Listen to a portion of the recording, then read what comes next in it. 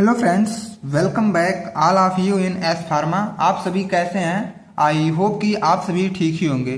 तो आज फिर एक महामैराथन वीडियो आप सभी के सामने होने वाली है और इस वीडियो में हम लोग कवर करेंगे अपना यूनिट नंबर 3, 4th और 5th। ठीक है, तो हमारी चल रही थी पीओसी थर्ड और पीओसी थर्ड के इसके जो लास्ट वाला लेक्चर कवर हुआ था उसमें हम लोग यूनिट नंबर 1 और यूनिट नंबर 2 के जो भी short and long important question थे और उनके सोल्यूशन वो हम लोग कवर किए थे। तो हमारा बचा था मतलब रिमेनिंग यूनिट हमारी थी 3, 4, 5। तो इस वीडियो में हम लोग कवर कर लेंगे अपना 3, 4 और 5 का। ठीक है, तो वीडियो थोड़ी सी लेंदी होगी और वीडियो इंपॉर्टेंट भी है, तो वीडियो के लास्ट तक आप लोग जरूर बने रहें ताकि जो भी क्वेश्चन है आपको अच्छे तरीके से समझ में आ सके। और यहाँ पे जितने भी क्वेश्चन मिलेंगे आपको सोल्यूशन के साथ मिलेंगे। ठीक है, और ये जो क्वेश्चन है आपके एग्जाम में 7 या 10 मार्क्स के आपके एग्जाम में आएंगे भी।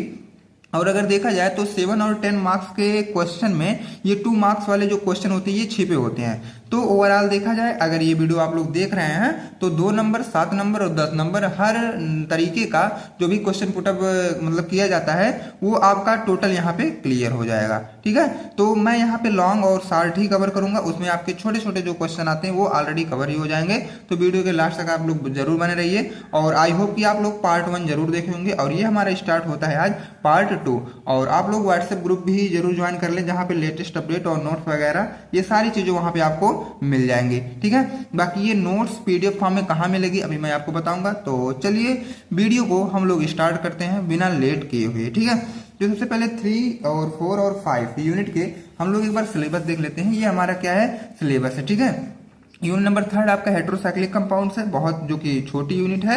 यूनिट नंबर 5 भी हमारा क्या है, एक छोटी सी यूनिट है। और सॉरी फ्रेंड्स, 4 जो छोटी यूनिट है और यूनिट नंबर 5 भी हमारी एक छोटी सी यूनिट है। ठीक है, अब इन्हीं 3 यूनिट में से मोस्ट इंपॉर्टेंट क्वेश्चन कौन से हैं जो आपके एग्जाम में कई बार पूछे गए हैं और पीवाईक्यू के अकॉर्डिंग यहाँ पे मैं क्वेश्चन को सिलेक्ट किया हूँ और उन्हीं क्वेश्चन को यहाँ पे सॉल्व कराऊंगा ताकि कम समय में आप लोग ज्यादा चीजें मतलब गेन कर सकें और अपने एग्जाम में बेहतर से बेहतर करके आ सकें। ठीक है, तो चलिए वीडियो को स्टार्ट करते हैं। जो पहला क्वेश्चन आता है यूनिट नंबर 3 का वह है define heterocyclic compounds, right about it's nomenclature and it's classification with example. अब इसमें देखो कितने क्वेश्चन आपके आ रहे हैं। डिफाइन हेट्रोसाइक्लिक कंपाउंड, पहले तो आपको बताना है कि हेट्रोसाइक्लिक कंपाउंड क्या होते हैं, जो कि ये अलग से भी पूछ लिया जाता है कभी कभी 2 मार्क्स में। ठीक है, और राइट अबाउट इट्स नॉमेनक्लेचर, अब इसके हम लोग इसका जो भी हेट्रोसाइक्लिक कंपाउंड होते हैं इनके हम लोग नॉमेनक्लेचर कैसे करते हैं वो भी इसी क्वेश्चन में आपको रिप्लाई करना मतलब आंसर देना है। और इसका क्लासिफिकेशन क्या है इसी क्वेश्चन में ये भी पूछा गया। तो ओवरऑल देखा जाए तो एक ही क्वेश्चन में 3 क्वेश्चन पुटअप किया गया, तो इसीलिए इसको लॉन्ग में रखा गया है। ठीक है, अगर इसमें से कोई एक स्पेसिफिक पूछेगा तो 2 मार्क्स में पूछ सकता है। तो लॉन्ग के अकॉर्डिंग हम लोग कवर करेंगे तो 2 मार्क्स वाला ऑलरेडी आपका कवर ही हो जाएगा। तो सबसे पहले हम बात करेंगे हेट्रोसाइक्लिक कंपाउंड का। ठीक है, तो हेट्रोसाइक्लिक कंपाउंड जो कि बहुत आसान टॉपिक है, हेट्रो और साइक्लिक 2 वर्ड से मिलकर बना होता है ना हमारा हेट्रोसाइक्लिक। तो हेट्रो का मतलब होता है हमारा डिफरेंट। ठीक है, डिफरेंट मतलब अलग अलग। और साइक्लिक का मतलब होता है कि साइकिल फॉर्म में, साइकिल मतलब रिंग क्लोज। जैसे यहाँ पे हम लोग रिंग से रिलेटेड चीजें पढ़ रहे हैं और पीओसी पढ़ रहे हैं, तो यहाँ पे ये जो आपको रिंग दिखाई दे रही है ना, जब ये क्लोज हो जाती है जिसको हम लोग साइक्लिक फॉर्म बोलते हैं, मतलब रिंग जो है ये बंद हुई, ये रिंग क्लोज हो गया। ठीक है, और यहाँ पे देख रहे हो ये रिंग क्लोज का ये एक फिगर बना दिया गया है जहाँ पे CH2 बेंजीन की तरह बनाया गया है जो कि रिंग इसकी क्लोज है। तो ये साइक्लिक का मतलब आप लोग समझ गए, हेट्रो का मतलब डिफरेंट। अब डिफरेंट का मतलब ये है कि कहीं भी क्या होगा, ये हाइड्रोजन को रिप्लेस करके कोई एक अदर ग्रुप ऐड हो जाएगा, उन्हीं को हम लोग बोलते हैं हेट्रोसाइक्लिक। जैसे यहां से मान लो H को रिमूव करके हम लोग यहाँ अगर N लगा दिए तो ये हेट्रोसाइक्लिक हो जाएंगे।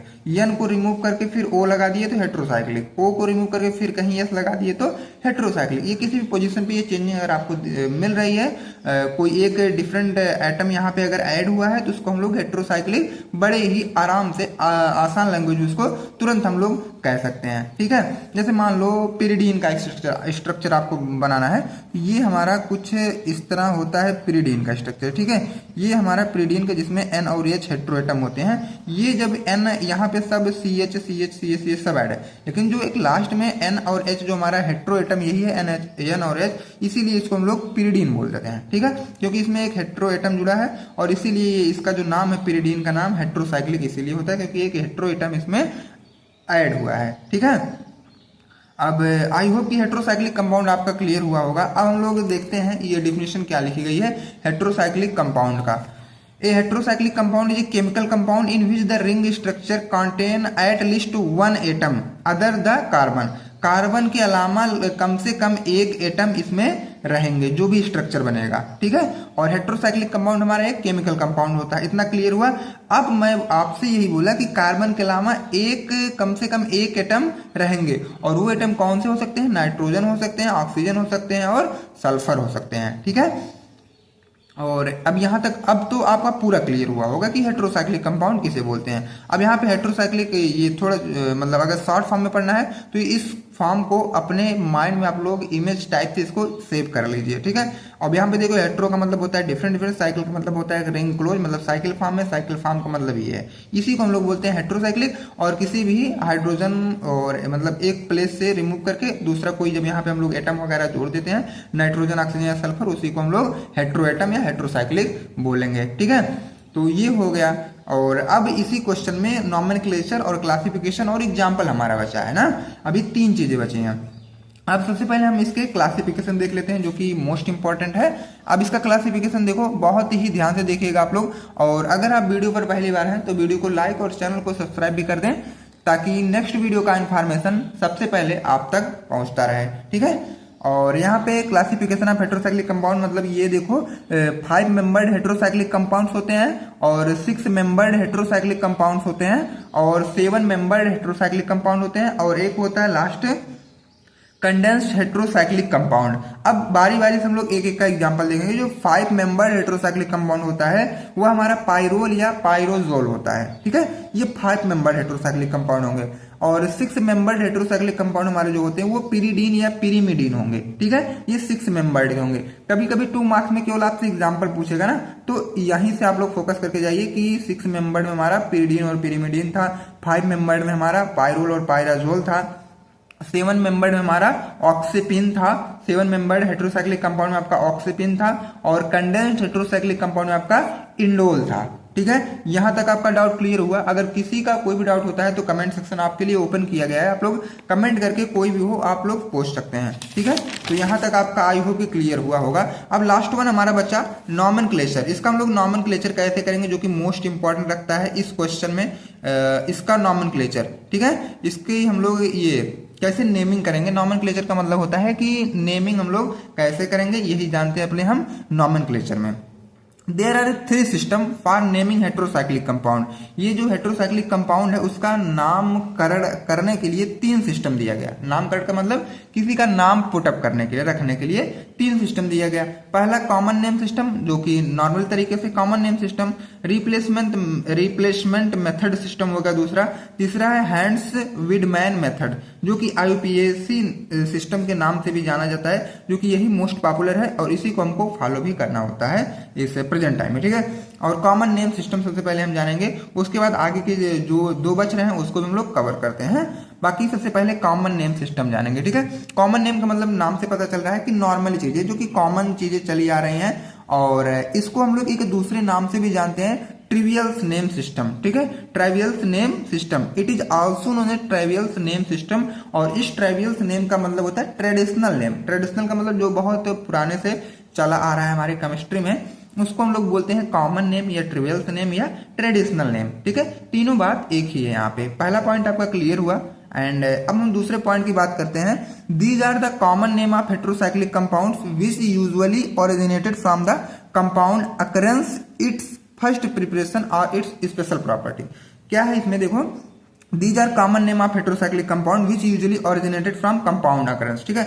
ये मतलब ये जो है हेट्रोसाइक्लिक कंपाउंड है, ये ओरिजिनेट किया गया है किसी एक कंपाउंड से, ठीक है। और उसको एक स्पेशल प्रॉपर्टी उसमें दी गई है। अब स्पेशल प्रॉपर्टी का मतलब ये, जैसे कॉमन नेम सिस्टम आप देखेंगे जिसमें कुछ जो एग्जाम्पल आपके आते हैं वो 5 मेंबर्ड हेट्रोसाइकल्स ही आएंगे, ठीक है। और फ्यूज्ड हेट्रोसाइकल्स भी आएंगे और सैचुरेटेड हेट्रोसाइक्लिक कंपाउंड भी आएंगे, ठीक है। अब 5 मेंबर्ड में जैसे आप स्टार्टिंग में जब क्लासिफिकेशन देख रहे थे तो वहां पे फ्यूरान वगैरह था, थायोफिन वगैरह था। यहाँ पे विच स्ट्रक्चर आप लोग जान लेंगे। जैसे ये फ्यूरान का स्ट्रक्चर है, थायोफिन आपको दिख रहा होगा, और इमिडाजोल दिख रहा है, ऑक्साजोल और थायोजोल। ये अपने कॉपी में जो सब स्ट्रक्चर आपको दिख रहा है ना, 3-4 बार आप लोग प्रैक्टिस करेंगे तो आपके माइंड में बहुत अच्छे तरीके से ये जो क्वेश्चन का आंसर है अच्छे से सेट हो जाएगा, और ये जो फिगर वगैरह है ना ये अच्छे तरीके से तभी आएगा जब आप लोग बार बार प्रैक्टिस करेंगे तब आएगा, ठीक है। और बिना प्रैक्टिस किए कुछ भी संभव नहीं है। कहा जाता है कि प्रैक्टिस मेक मैन परफेक्ट। तो आप लोग बस इतने में एक ही लाइन में समझ जाइए कि मैं क्या कहना चाहता हूं आपको, ठीक है। और यहाँ पे आप लोगों ने देखा कि फ्यूरान का स्ट्रक्चर ये है, थायोफेन का स्ट्रक्चर ये है, इमिडाजोल का स्ट्रक्चर ये है, ऑक्साजोल ये है, थायाजोल ये है, ठीक है। अब उसके बाद हम लोग जानेंगे fused heterocyclic compound. Fused heterocyclic, fused का मतलब ये होता है कि जब एक रिंग दूसरी रिंग में आपस में अटैच हो, अच्छी तरीके से अटैच हो, उसको हम लोग बोलते हैं फ्यूज्ड। अब अटैच का मतलब ये है कि एक दूसरे के ऊपर एक दूसरा बैठा रहे, ऐसा ही जानो, ठीक है, अपने माइंड में यही जानो।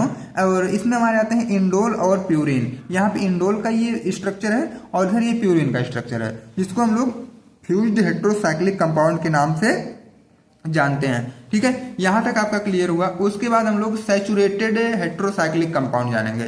सैचुरेटेड हेटेरोसाइक्लिक कंपाउंड हमारा क्या होता है, जैसे पायरोलिडीन है, पिपरिडीन है और पिपराजीन है। ये तीन हमारे सैचुरेटेड हेटेरोसाइक्लिक कंपाउंड का मैं यहाँ पे आपके कॉपी में एग्जांपल लिखा हूं, ठीक है। पायरोलिडीन, उसके बाद पिपरिडीन है, उसके बाद पिपराजीन है, ठीक है। ऊपर स्ट्रक्चर आपको दिख रहा होगा अच्छे तरीके से, इसको अपने कॉपी में आप लोग नोट जरूर करिएगा। उसके बाद पहला तो हमारा कॉमन नेम सिस्टम, अब ये एंड हो गया, ठीक है। दूसरा हमारा रिप्लेसमेंट मेथड। रिप्लेसमेंट मेथड क्या होता है, अब हम लोग उसको जानेंगे। रिप्लेसमेंट मेथड नॉमेनक्लेचर या रिप्लेसमेंट नॉमेनक्लेचर, बात वही है। Heterocycles name is composed of the corresponding carbocycles name and an elemental prefix for the heteroatom. Heteroatom में कोई एक एलिमेंटल प्रीफिक्स के अकॉर्डिंग हम लोग उसका नेम कर सकते हैं, ठीक है। जैसे यहाँ पे एग्जांपल में लिखा गया है बेंजीन, ये बेंजीन आपको दिख रहा है, और इसी बेंजीन से क्या बनाया गया है, हेटेरोएटम को ऐड करते हुए 1,4-डाई एजा बेंजीन बनाया गया है, ठीक है। ये हमारे होते हैं रिप्लेसमेंट मेथड, मतलब यहाँ पे हम लोग कार्बन को रिमूव करके दूसरा कोई हेटेरोएटम लगा करके ही नॉमेनक्लेचर किए हैं, तो ये हो गया रिप्लेसमेंट नॉमेनक्लेचर, मतलब रिप्लेस किया गया है। और बेंजीन से हम लोग रिप्लेस किए तो उसका नाम 1,4-डाईएजा बेंजीन रखा गया है, ठीक है। तो रिप्लेसमेंट नॉमेनक्लेचर भी आपका क्लियर हुआ होगा। अब उसके बाद लास्ट वन हमारा आता है हैंस वाइडमैन नॉमेनक्लेचर, आईयूपीएसी से नाम से जिसको हम लोग जानते हैं, जो कि एग्जाम में कई बार इसको कभी कभी स्पेशली 7 मार्क्स में पूछ लिया जाता है, तो ये भी आप लोग अच्छे से क्लियर करिए। ये होता क्या है, it is the most widely use system and also called as IUPAC nomenclature system.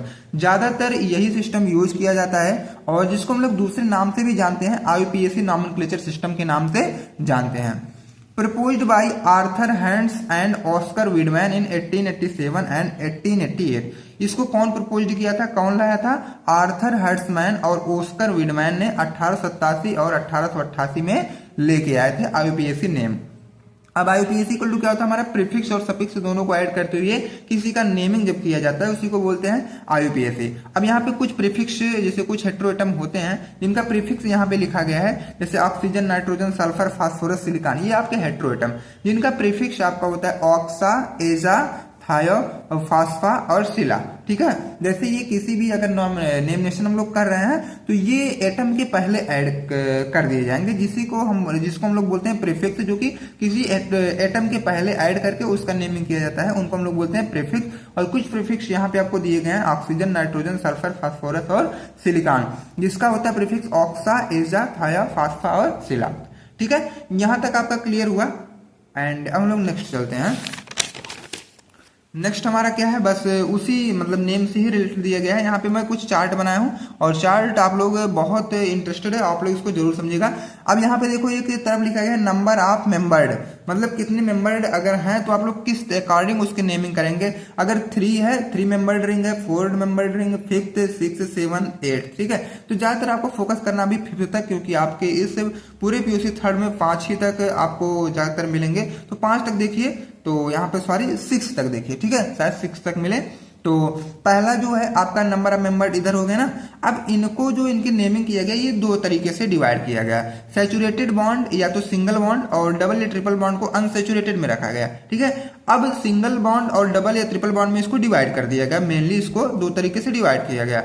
अब इसी 2 में फिर इनको डिवाइड कर दिया गया एक एन के साथ, मतलब उस रिंग में नाइट्रोजन ऐड रहेगा और जिस रिंग में नाइट्रोजन नहीं ऐड रहेगा। ठीक है, इसमें भी वही कंडीशन है, किसी रिंग के साथ नाइट्रोजन ऐड है, किसी के साथ नहीं है, तो उसका नेमिंग कैसे करेंगे। अगर 3 मेंबर्ड है तो अगर उसमें नाइट्रोजन है तो इरिडीन लगेगा, अगर विदाउट नाइट्रोजन के है तो इरेन लगेगा। ठीक है, अब 4 मेंबर्ड है तो इटिडीन लगेगा, और उसके बाद नाइट्रोजन अगर उसमें नहीं है तो इटेन लगेगा।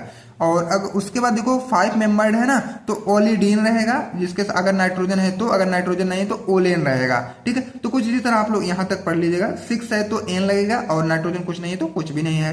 ठीक है, अगर नाइट्रोजन है तो कुछ भी नहीं ऐड होगा। अब डबल या ट्रिपल बॉन्ड में देखिए, अगर नाइट्रोजन है तो 3rd मेंबर्ड रिंग है तो आयरीन लगेगा, और अगर नाइट्रोजन नहीं है तो आयरेन। केवल स्पेलिंग में थोड़ा सा उसमें आई है और उसमें ई है, दोनों को आप लोग फोकस करिएगा। और अगर 4th मेंबर्ड रिंग है तो अगर नाइट्रोजन प्रेजेंस है तो ई लगेगा, और अगर नहीं है तो एट ही लग के खत्म हो जाएगा। 5 मेंबर्ड के रिंग में अगर नाइट्रोजन है तो ओल लगेगा, और अगर नहीं है तो ओ एल ई और ओ एल ई दोनों सेम ही है। उसके बाद इसमें 6 में अगर आते हैं, अगर नाइट्रोजन आई एन ई लगेगा, अगर नहीं है तो आई एन पर ही एंड हो जाएगा। ठीक है, तो देखो कितना बारीकी से आपको पढ़ना है पीओसी, ये आपको पता होगा। और आप लोग कहते हैं पीओसी थोड़ा टिपिकल भी है, और टिपिकल देखा जाए तो कुछ भी नहीं, केवल आप लोग कंसंट्रेट माइंड से अच्छे तरीके से पढ़िए।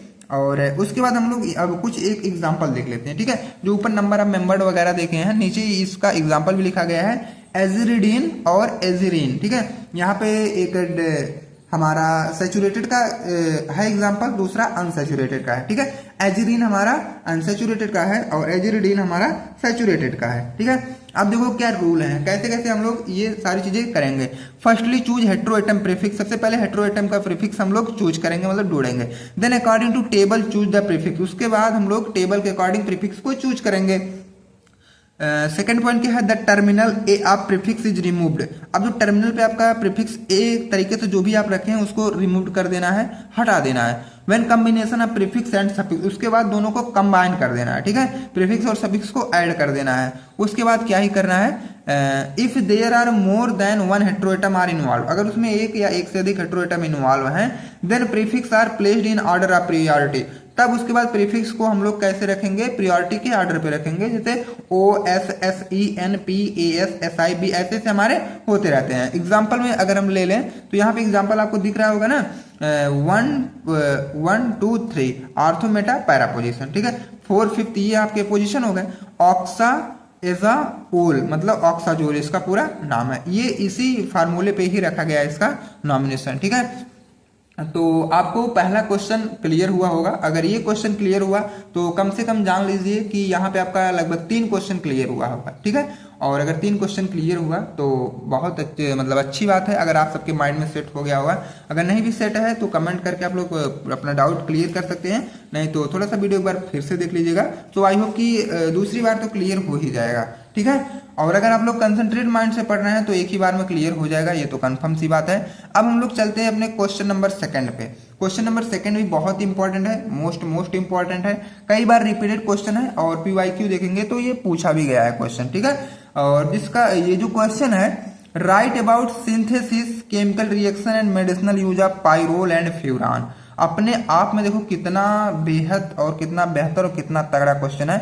क्वेश्चन देखने में बहुत छोटा लग रहा है, लेकिन अभी जब इसको सॉल्व करेंगे ना तो पाइरोल और फ्यूरान का सिंथेसिस भी लिखना है, केमिकल रिएक्शन भी लिखना है, और मेडिसिनल यूज भी लिखना है, और उसके साथ स्ट्रक्चर नहीं दिया है। तो लेकिन हम क्या करेंगे, अगर बड़े नंबर में क्वेश्चन पूछे जाते हैं तो आप लोग स्ट्रक्चर जरूर बनाइएगा।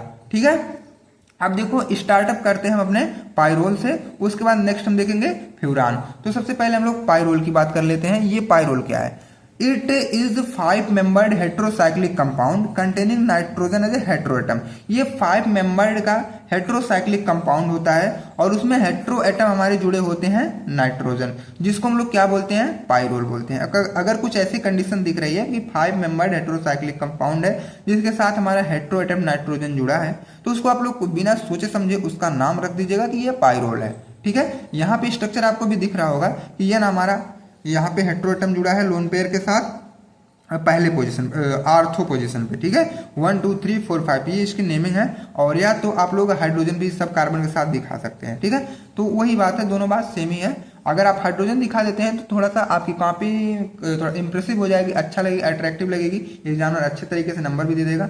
और इसका जो केमिकल फार्मूला होता है C4, मतलब कार्बन इसमें 4 है, 1 2 3 4, कार्बन 4, H5, 1 2 3 4 5, 5 H और एक N हमारा, ठीक है। तो केमिकल फार्मूला हमारा हुआ C4H5N। मॉलिक्यूलर वेट इसका 67 होता है, ठीक है। It occurs naturally in alkaloid, chlorophyll, etc, और नेचुरली ये पाए जाते हैं अल्कलॉइड और क्लोरोफिल में, ठीक है। तो पायरोल यहां तक आपका क्लियर हुआ। अब इनकी फिजिकल प्रॉपर्टीज भी इसी में कवर करनी होती है। मैं बार बार कह रहा हूं, अगर बड़े नंबर में क्वेश्चन पूछा जाता है तो ये फिजिकल प्रॉपर्टीज, पायरोल का डेफिनेशन, स्ट्रक्चर, ये सारी चीज आपको कॉमनली लिख के आना है, ठीक है। थोड़ा कॉमन सेंस का यूज करके ये सारी चीज आप लोग जरूर लिख के आइएगा। अब फिजिकल प्रॉपर्टीज की हम लोग देख लेते हैं, इसकी फिजिकल प्रॉपर्टीज क्या है। Pyrrole is a liquid which rapidly turns brown on exposure to air. ये देखो, जो पायरोल होता है ये लिक्विड के फॉर्म में होता है, ठीक है, जो कि which rapidly turns brown on exposure to air. जैसे ये एयर के उसमें आता है, कांटेक्ट में आता है, तो वो ब्राउन कलर में वो कन्वर्ट हो जाता है, ठीक है। उसके बाद weekly basic in nature, nature में अगर देखा जाए तो बेसिक नेचर के होते हैं। Sprüngli soluble in water but dissolve in ethanol. अब थोड़ा थोड़ा क्या है, ये वाटर में सॉल्युबल होते हैं लेकिन पूरी तरीके से डिजॉल्व होंगे ये इथेनॉल और ईथर में होंगे, जिनका बॉइलिंग पॉइंट होता है 129 डिग्री सेंटीग्रेड, 129 डिग्री सेंटीग्रेड, ठीक है। तो इसकी फिजिकल प्रॉपर्टी भी आपको समझ में आई होगी। अब जो मेन मोस्ट इंपॉर्टेंट आता है इसका सिंथेसिस, मतलब मेथड ऑफ प्रिपरेशन। कभी कभी आपको केवल 7 मार्क्स में पूछेगा कि what is pyrrole, right its structure and method of preparation. तो मेथड ऑफ प्रिपरेशन या सिंथेसिस आती है तो बात वही है, ठीक है। तो मेथड ऑफ प्रिपरेशन या सिंथेसिस आपका जो बातें हैं दोनों सेम है, केवल आपको समझना है बस।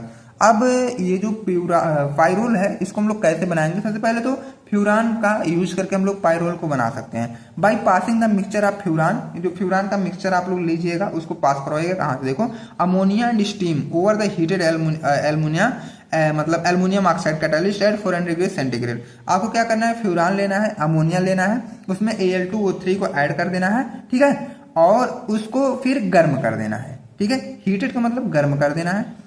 जब आप इतनी सारी प्रोसेस कर देंगे और गर्म की 400 डिग्री सेंटीग्रेड टेम्परेचर पे करना है, तब कहीं जाके फ्यूरान से आपका पायरोल मिलेगा, ठीक है। तो पहला तो ये हो गया, फ्यूरान से हम लोग पायरोल को बना सकते हैं। और करना कुछ नहीं है, फ्यूरान के साथ अमोनिया को और Al2O3 को, मतलब एल्युमिनियम ऑक्साइड कैटालिस्ट का यूज करते हुए 400 डिग्री सेंटीग्रेड का टेम्परेचर देते हुए रिएक्ट करवाइएगा। उसके बाद आपका पायरोल आराम और आसान तरीके से बन जाएगा, ठीक है। तो पहला मेथड ऑफ प्रिपरेशन सबका क्लियर हुआ होगा। आप लोग कमेंट सेक्शन में कमेंट कर दीजिएगा एस आर नो का। और उसके बाद सेकंड वाला हम बात करें, सेकंड का, फ्रॉम सक्सिनिमाइड। अब सक्सिनिमाइड से हम लोग कैसे पायरोल को बनाएंगे इसको जानेंगे हम लोग। Succinimide on distillation with zinc dust की पायरोल। सबसे पहले क्या करना है, उसका डिस्टिलेशन करना है। तो सक्सिनिमाइड क्या है, जिंक डस्ट की प्रेजेंस में, और उस पर जब हम लोग हीट अप्लाई करेंगे तो हमको मिलेगा पायरोल डेरिवेटिव, ठीक है। और पायरोल डेरिवेटिव जब मिलेगा तो उसी से हम लोग क्या करेंगे, पायरोल का फॉर्मेशन कर लेंगे और जेनेनो हमारा निकल जाएगा बाहर, ठीक है। तो ओवरऑल हमारा पायरोल बना या पायरोल डेरिवेटिव बना, बात सेम ही है कि पायरोल हमको बन के मिला है। मेथड ऑफ प्रिपरेशन में हम लोग सक्सेस रहे हैं, इसको हम लोग बना ले गए, ठीक है। इसके बाद जो हमारा थर्ड वाला आता है, फ्रॉम एसिटिलीन। एसिटिलीन से हम लोग कैसे बनाएंगे पायरोल, अब इसको जानते हैं हम लोग। Mixture of acetylene and ammonia are pass through red hot tube to yield pyrrole. ये जो एसिटिलीन और अमोनिया का मिक्सचर है, इसको रेड हॉट ट्यूब से जब हम लोग पास करवाएंगे तब कहीं हमको जाके पायरोल मिलेगा।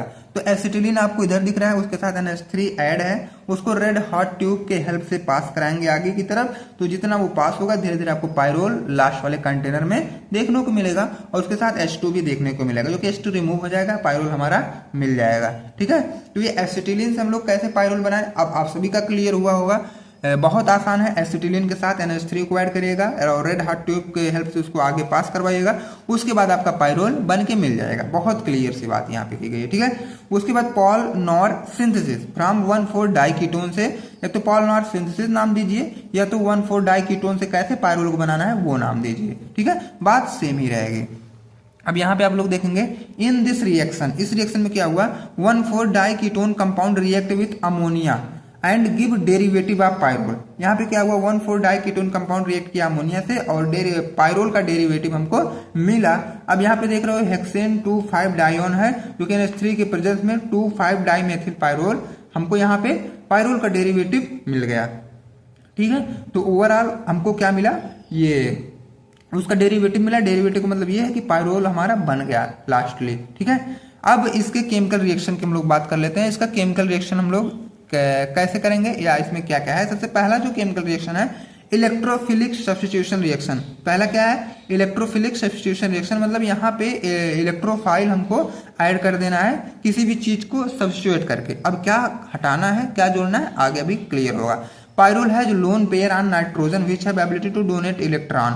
ठीक है, अब यहाँ पे देखो पायरोल में नाइट्रोजन के ऊपर क्या है, लोन पेयर होता है, इसलिए वह इलेक्ट्रॉन को डोनेट करने की अपने पास एबिलिटी रखते हैं। So pyrrole is more reactive than benzene, इसीलिए क्या है पायरोल को ज्यादा, पायरोल जो है ये बेंजीन से ज्यादा रिएक्टिव है। And easily give this reaction, और आराम से ये जो रिएक्शन होता है इलेक्ट्रोफिलिक सब्स्टिट्यूशन रिएक्शन, ये आराम से उसको दे भी देते हैं, मतलब परफॉर्म भी हो जाता है इससे। ठीक है, और उसके बाद नेक्स्ट वाला क्या है, एक एक हम लोग रिएक्शन जानेंगे, जैसे नाइट्रेशन, सल्फोनेशन, क्लोरीनेशन। जैसे सब्स्टिट्यूशन रिएक्शन हमारा यही है, इसके सब टाइप है नाइट्रेशन, सल्फोनेशन, क्लोरीनेशन, ये सारी चीजें होती है इसमें।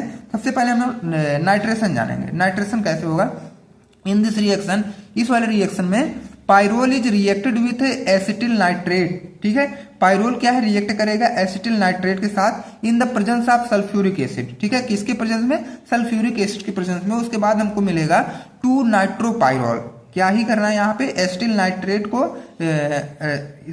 पायरोल और एसिटिल नाइट्रेट दोनों को रिएक्ट करवाइएगा सल्फ्यूरिक एसिड के प्रेजेंस में। उसके बाद आपको 2 नाइट्रोपायरोल मिल जाएगा। ठीक है, तो 2 नाइट्रोपायरोल मिला, ये नाइट्रेशन हो गया। ठीक है, क्योंकि यहाँ पे हम ये नाइट्रो ग्रुप ऐड किए हैं नाइट्रेशन में। ठीक है, और सल्फोनेशन में क्या है, in this reaction pyrrole is treated with sulphuric acid. Pyrrole को ट्रीट किया जाएगा सल्फ्यूरिक एसिड के साथ, और किसके प्रेजेंस में, पिरिडीन के प्रेजेंस में। और फिर हमको मिलेगा क्या, पायरोल 2 सल्फोनिक एसिड। ठीक है, क्या मिलेगा, पायरोल 2 सल्फोनिक एसिड। पायरोल को हमको क्या करना है, रिएक्ट ट्रीट करवाना है सल्फ्यूरिक एसिड के साथ। ठीक है, अब जब सल्फ्यूरिक एसिड के साथ वो ट्रीट करेगा और पिरिडीन के प्रेजेंस में, तब कहीं जाके हमको पायरोल 2 सल्फोनिक एसिड मिल जाएगा। ठीक है, यहां तक क्लियर हुआ। अब इसके बाद क्लोरीनेशन भी हम लोग इसी में देख लेते हैं। पायरोल है H2Cl2 की प्रेजेंस में टेट्राक्लोर पायरोल मिल रहा है, बस सीधे सीधे ये जान लीजिए। बाकी थियरी आप लोग इसमें क्या ही करना है, बना के लिख लीजिएगा। ऊपर जैसे मैं 2 लिखवाया हूं ना, उसी अकॉर्डिंग उसी के बेसिस पे आप लोग लिख लीजिएगा। और कमेंट भी अगर आप लोग जिसको मतलब अच्छी तरीके से आ रहा है वो कमेंट में कर दें, ताकि और भी स्टूडेंट का वो मतलब वहां से लिख सकें। और टाइम कम है, ये आप सभी को पता है। अगर और मैं एक चीज ये बता दूं कि आपको ये जो नोट्स है ये टेलीग्राम पर ही अवेलेबल है, और उस टेलीग्राम ग्रुप का लिंक जो है इसी वीडियो के डिस्क्रिप्शन बॉक्स में दिया गया है।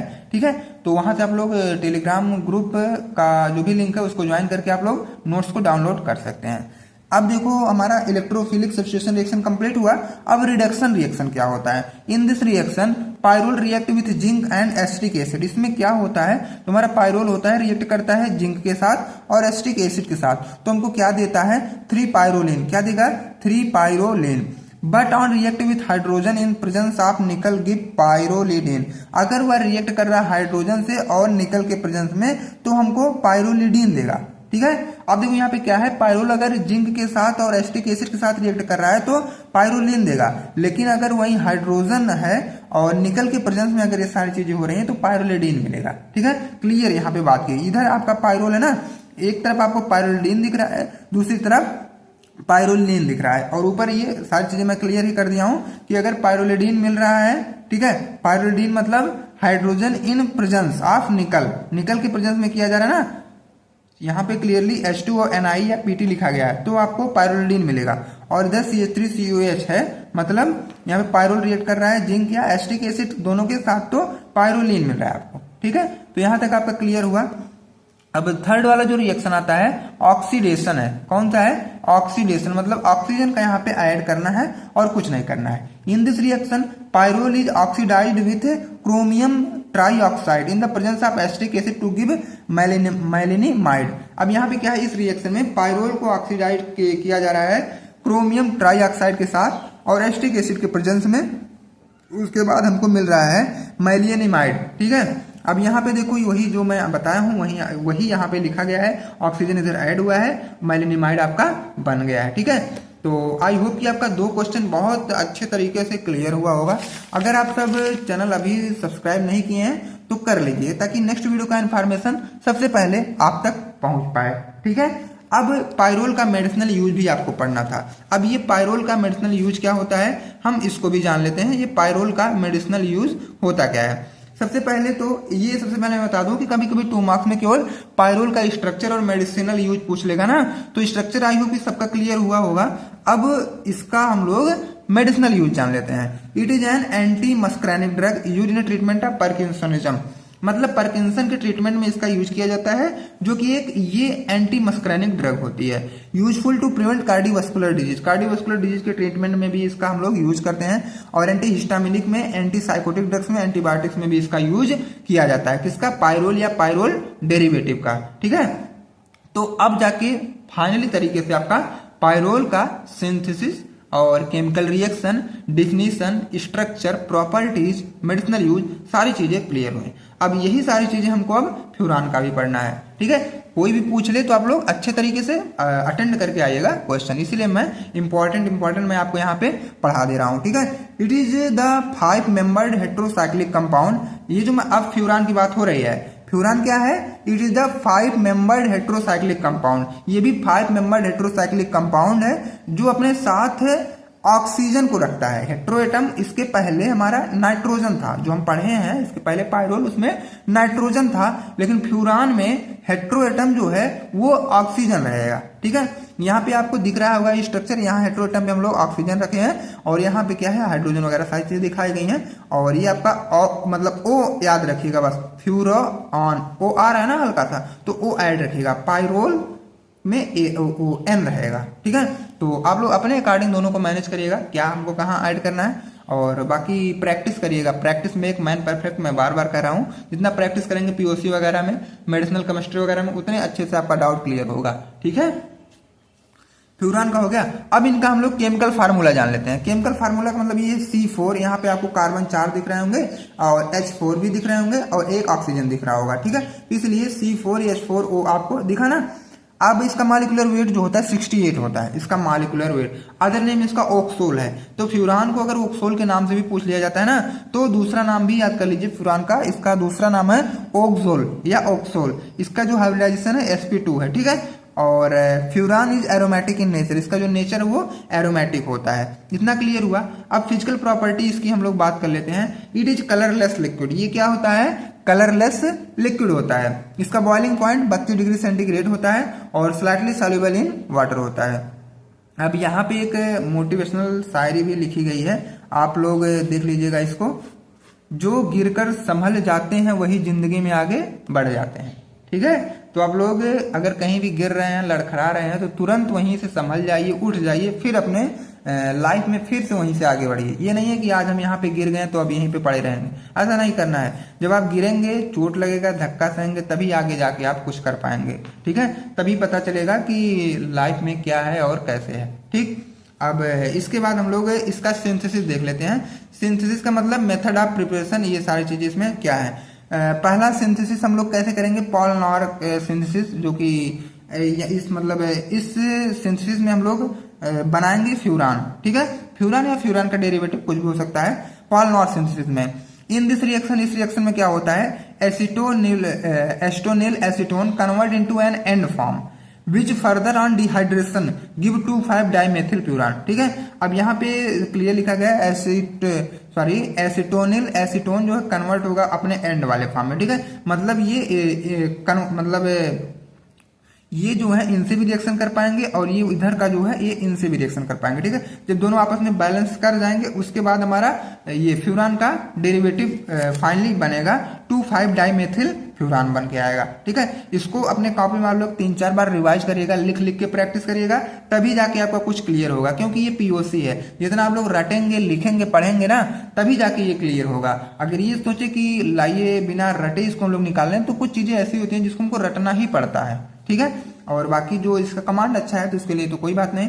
बाकी कुछ स्टूडेंट वीक है ना, तो अपने कॉपी में 3-4 बार इसको लिख लिख के प्रैक्टिस करेगा, तभी आपका क्लियर हो पाएगा अच्छे तरीके से। अब फ्यूरान हमको फिर बनाना है, तो फुरफुराल से बनाएंगे। इसका नाम देखो कितना अजीब है, फुरफुराल। ठीक है। तो ये सब कुछ अजीबोगरीब नाम आ जाते हैं, तो इसी की हेल्प से हम लोग अब फ्यूरान बनाएंगे।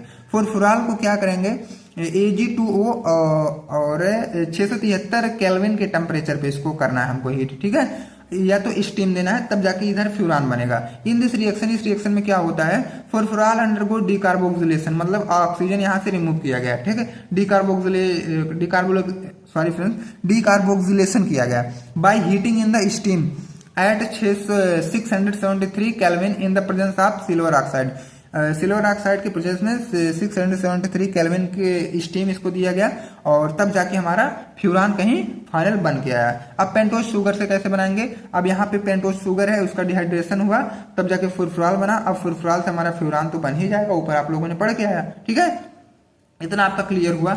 अब हम लोग नेक्स्ट में जानेंगे इसका केमिकल रिएक्शन, इसका केमिकल रिएक्शन क्या होता है, ठीक है। अब यहाँ पे देखो केमिकल रिएक्शन में हमारा, जैसे इसके पहले आप लोगों ने देखा इलेक्ट्रोफिलिक सब्स्टिट्यूशन रिएक्शन था, रिडक्शन वगैरह था ना, ऑक्सीडेशन, यही सब इसमें भी है, बस थोड़ा सा चेंजिंग होगी बस। Electrophilic furan is an aromatic compound so it give electrophilic substitution reaction.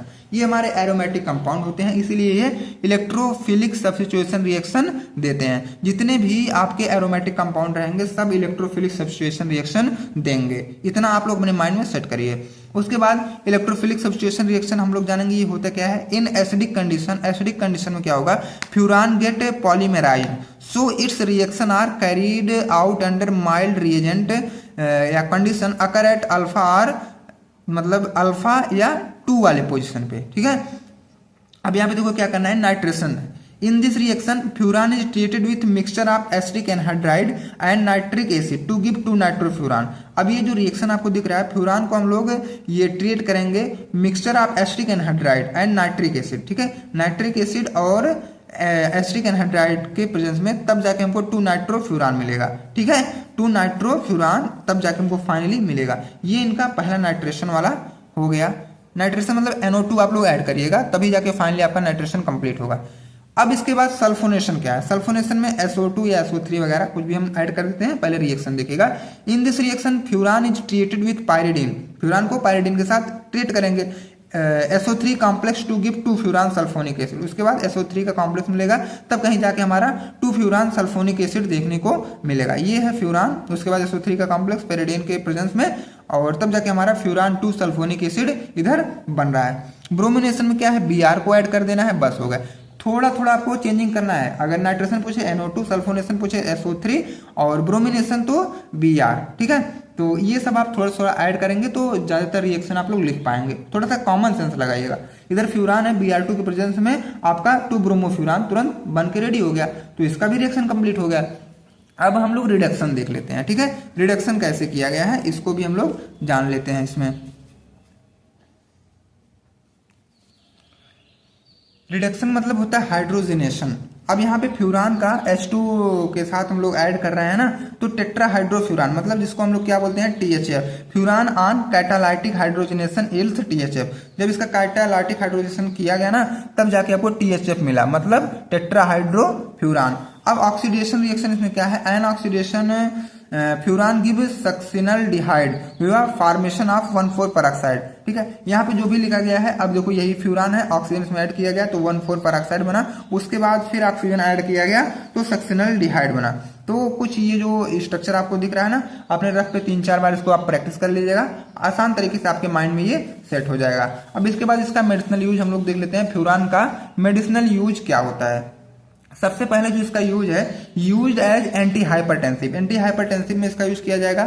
उसके बाद use in treatment of open angle glaucoma, open angle glaucoma में इसका यूज किया जाएगा। उसके बाद inhibit stomach acid production.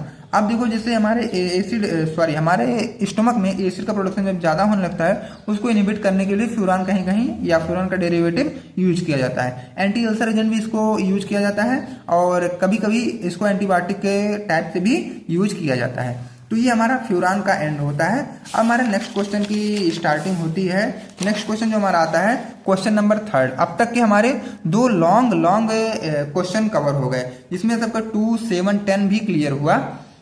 And अब जो हमारा नेक्स्ट क्वेश्चन आएगा, right synthesis reaction and medicinal use of pyridine and imidazole. फिर से वही कंडीशन आई आपकी, हमको पिरिडीन और इमिडाजोल का पढ़ना है, ठीक है, पिरिडीन और इमिडाजोल का पढ़ना है, इमिडाजोल सॉरी। अब सबसे पहले हम pyridine का डिफिनेशन जानेंगे, उसके बाद आगे की चीजें देखेंगे, सिंथेसिस वगैरह। It is an unsaturated 6 membered heterocyclic ring consist of nitrogen as heteroatom. इसमें 6 मेंबर्ड रहेगा, ठीक है। पायरोल में 5 मेंबर्ड थे, तब उसके साथ नाइट्रोजन था, लेकिन ये 6 मेंबर्ड रहेंगे और हेट्रोएटम इनके साथ एन रहेगा, तब आप pyridine इसको बोल दीजिएगा। जो कि बेसिक नेचर के होते हैं। इसका केमिकल फार्मूला C5H5 और N। तो कार्बन की संख्या 5, हाइड्रोजन संख्या 5 और एक N की संख्या 1 ही रहेगी, ठीक है। तो pyridine आपका क्लियर हुआ। इसका यहाँ पे फिगर या इमेज या स्ट्रक्चर दिख रहा है आपको ना, बनाया गया है आसान तरीके से। अब इसका हम लोग सिंथेसिस कैसे करेंगे, सिंथेसिस हम लोग देखते हैं।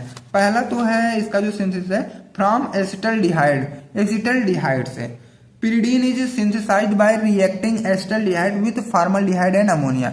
इसको सिंथेसाइज किया गया है एसिटल्डिहाइड, जब फॉर्मल्डिहाइड और अमोनिया और एसिटल्डिहाइड तीनों आपस में रिएक्ट करते हैं, तब जाके pyridine मिलता है। क्लियर सी बात है कि एसिटल्डिहाइड और फॉर्मल्डिहाइड और NH3 मतलब अमोनिया, तीनों को रिएक्ट करवाइए, तब जाके कहीं आपको pyridine मिलेगा। तो एसिटल्डिहाइड से हमारा क्या बना, एसिटल्डिहाइड के साथ फॉर्मल्डिहाइड और अमोनिया को रिएक्ट करवा दीजिएगा, तब जाके आपको pyridine मिल जाएगा, ठीक है। तो पहला आपका एसिटल्डिहाइड से सिंथेसिस हुआ pyridine का। अब पाइरोल का कैसे करना है, from pyrrole. Pyrrole when heated with methylene dichloride, जब पाइरोल को हम लोग गर्म करते हैं मेथिलीन डाइक्लोराइड के साथ, in the presence of sodium ethoxide, किसके प्रेजेंस में, सोडियम इथोऑक्साइड के प्रेजेंस में, तब जाके हमें कहीं pyridine मिलता है, ठीक है। यहाँ पे आपको दिख रहा होगा कि यहाँ पे मेथिलीन डाइक्लोराइड वो उसकी प्रेजेंस में, सोडियम इथोऑक्साइड की प्रेजेंस में, ठीक है, तब जाके हमको pyridine मिला। और यहाँ पे ये इसका स्ट्रक्चर बनाया गया, ठीक है। और यहाँ पे थोड़ा सा पोजीशन का फॉल्टिंग हुआ है, ये N इसके अंडर ही रहेगा, ठीक है। अब उसके बाद फ्रॉम एसिटिलीन से, एसिटिलीन से कैसे बनाया गया है, pyridine is formed when mixture of acetylene and hydrogen cyanide is pass through red hot tube. वही ना, रेड हॉट ट्यूब से हम लोग क्या पास कराएंगे, तब जाके हमको फिर वो pyridine मिल जाएगा क्लियर वे में, ठीक है। इतना आपका आई होप कि क्लियर हुआ होगा। एंड अब उसके बाद हम लोग नेक्स्ट जानेंगे,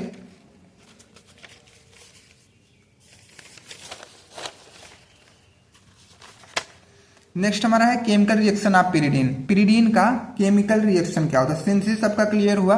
अब हम इनके जो हैं केमिकल रिएक्शन की बात करते हैं। तो chemical reaction, reaction with acid, सबसे पहले एसिड से रिएक्शन इनका कराया जाएगा। On protonation it give pyridine salt, जब इसका प्रोटोनेशन होगा तो ये pyridine साल्ट देंगे। जैसे pyridine है HCl के प्रेजेंस में H+Cl-, तो H+Cl-, तो जब इस पे नेगेटिव चार्ज आएगा तो pyridinium क्लोराइड हो जाएगा ये, ठीक है। क्लियर सी बात है, एसिड के साथ कराएंगे तो pyridinium क्लोराइड आपको मिलेगा, जिसका प्रोटोनेशन हो जाएगा, ठीक है। ये हो गया। दूसरा क्या है, electrophilic substitution reaction. Electrophilic substitution reaction क्या है, इसका मतलब ये है कि किसी भी चीज को किसी कोई एक एटम हटा करके दूसरे एटम को उसे एटम के पोजीशन पे लगाया जा रहा है। अब क्या किसके जगह पे लगाया जा रहा है, ये आप समझिए। Substitution take place at C3 position, मतलब कार्बन के तीसरे पोजीशन सब्स्टिट्यूशन इसमें होगा due to high stability of carbocation. और ये क्यों होगा, क्योंकि कार्बोकैटायन की स्टेबिलिटी हाई है, form by the attack of electrophile at C3 carbon atom, ठीक है। तो C3 पोजीशन में ये इलेक्ट्रोफाइल का अटैक होगा, ठीक। अब ये कैसे हुआ, इसको आप लोग देखिए। यहाँ पे ना एक ही लाइन में थोड़ा शार्ट में मैं लिखा हूं, आप लोग इसको एक एक करके अलग अलग भी लिख सकते हैं। जैसे ये pyridine है, यहाँ पे आर्थोमेटा पैरा की पोजीशन है, यहाँ पे आप लोग देखेंगे तो ये पोजीशन फर्स्ट, सेकंड, थर्ड, ये थर्ड पोजीशन आई ना। अब थर्ड पोजीशन पे हमको सारी चीजें करनी है, तो यहाँ से आप लोग देखे हैं कि इसमें कार्बन और हाइड्रोजन दोनों अटैच होता है। अब हाइड्रोजन को हमको रिमूव करना है और नाइट्रेशन में NO2 ऐड कर देना है। जब हम लोग उसको रिमूव करेंगे HNO3 या H2SO4 के प्रेजेंस में जब नाइट्रेशन करवाएंगे तो थर्ड वाले पोजीशन पे NO2 हम लोग ऐड कर देंगे, मतलब एक इलेक्ट्रोफाइल हम लोग यहाँ पे ऐड कर देंगे, ठीक है। उसी को बोलेंगे हम लोग नाइट्रेशन, ठीक है। अब सल्फोनेशन में क्या है, फिर वही सेम कंडीशन है, H2SO4 के प्रेजेंस में और हीट देंगे या स्टीम उसको प्रोवाइड करेंगे 623 केल्विन के टेम्परेचर पे। उसके बाद यहाँ पे क्या होगा कि थर्ड वाले पोजीशन पे SO3H ऐड हो जाएगा, ठीक है। इलेक्ट्रोफाइल यहाँ पे आके ऐड हो जाएगा। अब ब्रोमिनेशन में सेम वही कंडीशन 573 केल्विन के टेम्परेचर पे Br2 के प्रेजेंस में, तब जाके कहीं ये ब्रोमिनेशन होगा और यहाँ पे Br ऐड हो जाएगा।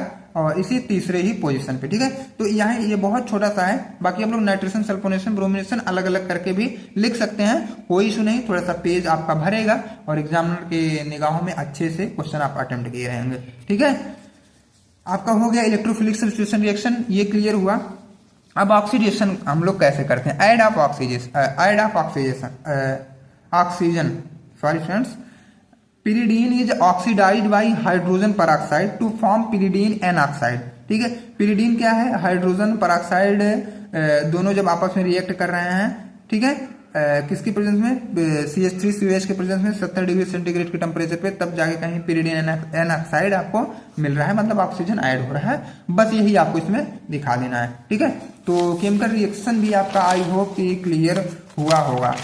अब उसके बाद हम लोग न्यूक्लियोफिलिक सब्स्टिट्यूशन रिएक्शन देखते हैं। अभी एक हमारा रिएक्शन बचा था, न्यूक्लियोफिलिक सब्स्टिट्यूशन रिएक्शन। अब इसमें pyridine undergoes nucleophilic substitution reaction at carbon 2 position, यहाँ पे दूसरे वाले पोजीशन में न्यूक्लियोफाइल अपना अटैक करेंगे, ठीक है, जो स्टेबिलिटी की वजह से ये सारी चीजें हो रही हैं। इसके पहले हम लोग थर्ड वाले पोजीशन पे न्यूक्लियोफाइल का अटैच करवाए थे, अब इसमें क्या है, सेकेंड वाले पे होगा। अब pyridine है पहला पोजीशन, दूसरा पोजीशन, दूसरे पे हमको करना है, वो अटैक करवाना है, ठीक है। तो NaNH2 की प्रेजेंस में और या तो लिक्विड अमोनिया की प्रेजेंस में हम लोग ये रिएक्शन करवाएंगे, ताकि सेकंड पोजीशन पे यहाँ पे देखो ये रिप्लेस करके H को, और हमारा जो एटम वो NH2 यहाँ पे ऐड हुआ, ठीक है। उसके बाद यहाँ पे O ऐड है और इसमें C6H5, ठीक है, LiC6H5 के प्रेजेंस में आपका C6H5 ऐड हुआ, KOH के प्रेजेंस में हमारा O ऐड हुआ यहाँ पे, ठीक है। तो ये हमारे न्यूक्लियोफिलिक सब्स्टिट्यूशन रिएक्शन हुए।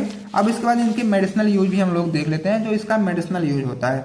pyridine derivative are used as antiviral agent, ठीक है। pyridine डेरिवेटिव जो है ये कभी कभी हम लोग इसका यूज एंटीवायरल एजेंट में भी करते हैं, और एंटी इन्फ्लामेटरी एजेंट में भी इसका यूज किया जाता है, एनाल्जेसिक में भी इसका यूज किया जाता है, और कार्डियोवास्कुलर एजेंट में भी इसका यूज किया जाता है, ठीक है। तो इसका मेडिसिनल यूज आई होप कि आपका क्लियर हुआ होगा। pyridine की सिंथेसिस और केमिकल रिएक्शन और मेडिसिनल यूज, इतना चीज आपका क्लियर हुआ होगा। अगर इतना चीज क्लियर हुआ तो 7 नंबर आपका क्लियर हुआ, ठीक है। अगर इसी में से pyridine क्या होता है, उसका स्ट्रक्चर क्या होता है, ये भी पूछ सकेगा, तो 2 नंबर का आएगा।